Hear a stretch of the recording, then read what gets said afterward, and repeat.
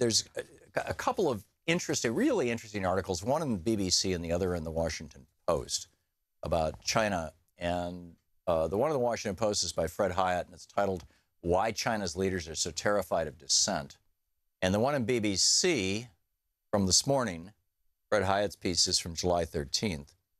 This is from this morning in the China blog. It's titled, "Why China Censors Banned Winnie the Pooh" by Stephen McDonnell, out of BBC News in Beijing.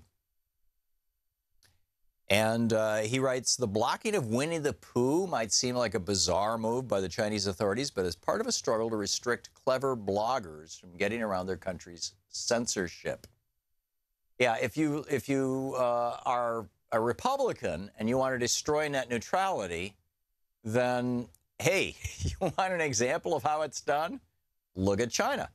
And they did it with equipment, and software and engineering, by and large, manufactured in the United States of America. Yep, Silicon Valley helped them, taught them, showed them how to censor their internet. And, so you've got that. And then, Winnie the Pooh has joined a line of crazy, funny internet references to China's top leaders. The Chinese name for and images of the plump, cute cartoon character are being blocked on social media sites in China because bloggers have been comparing him to China's president. Isn't that cute? That's incredible.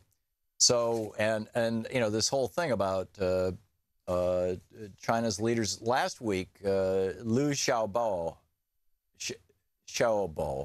I believe. I'm forgive my failure to speak Chinese. But Fred Hyatt writes, as you read about Nobel Peace Prize winner Liu Xiaobo, who died in Chinese captivity Thursday, ask yourself with this: why are his jailers, President Xi Jinping and the rest of China's communist regime, so afraid? And he says, I wonder of that question sometimes when I think of another of their captives, someone you're less likely to have heard of, a man named Wang Bingjiang. Wang is, at this point, one of China's longest-serving political prisoners. He's 69 years old and in poor health. He's been locked up since 2002 when Chinese agents kidnapped him from Vietnam, hauled him across the border, kept him incommunicado for 6 months, and then sentenced him in a one-day closed-door trial held without notice to family or friends to life in prison. So what was Wang's crime? Well, essentially it was the same as Liu's crime, who died last week. He campaigned peacefully for democracy in China. He argued that freedom is not a Western value, but a desire and right of all human beings. And as I wrote in What Would Jefferson Do, and on various articles on the internet, I think that there's a fairly high level of evidence that democracy is something that is universal among living things, literally from the plant kingdom to the animal kingdom. And the story I've told so many times on this program, I won't go through the whole thing, is the red deer in the UK, where they did this study, one of the universities there. This is also in my book, What Would Jefferson Do? They did this study and found that the leader of the red deer, the alpha male, didn't actually make decisions for the group.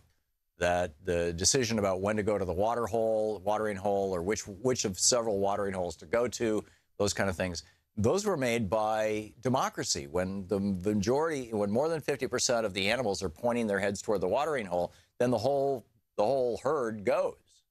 Whether the alpha male is in the lead or in the tail, it doesn't matter.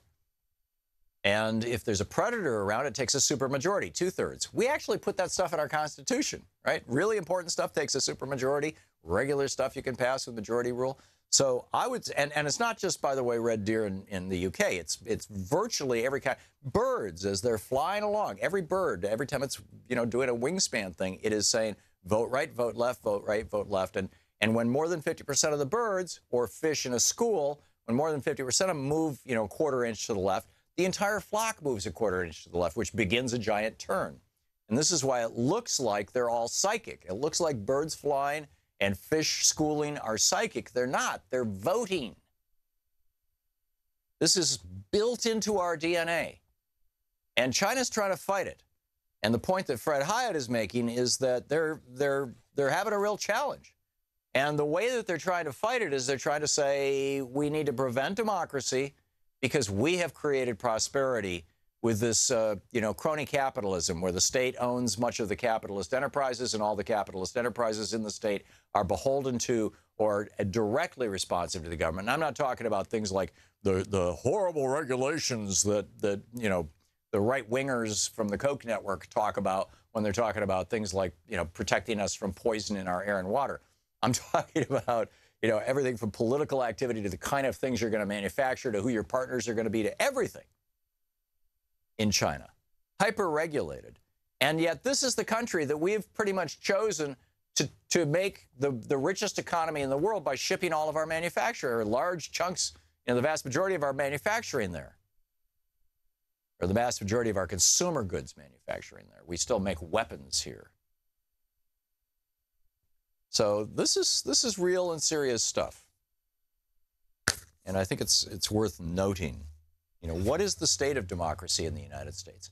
And are the Republicans looking at China, because it's increasingly looking this way to me, are the Republicans looking at China and saying, autocracy? In fact, Fred Hiatt, in his piece in the Washington Post, he points out the main thing that the autocrats of China are afraid of is the Chinese people finding out how much money they've basically skimmed off the top of the Chinese economy. The Chinese politicians are now some of the wealthiest people in China. Typically not how it's supposed to work, but, and just 20 years ago in the United States, there were only a couple of people in the House of Representatives who were millionaires. Now the vast majority of them are.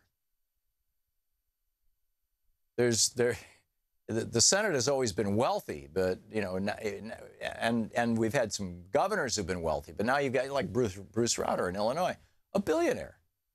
You've got, billionaires. We're looking at autocracy here. So is the new Republican model for the United States China?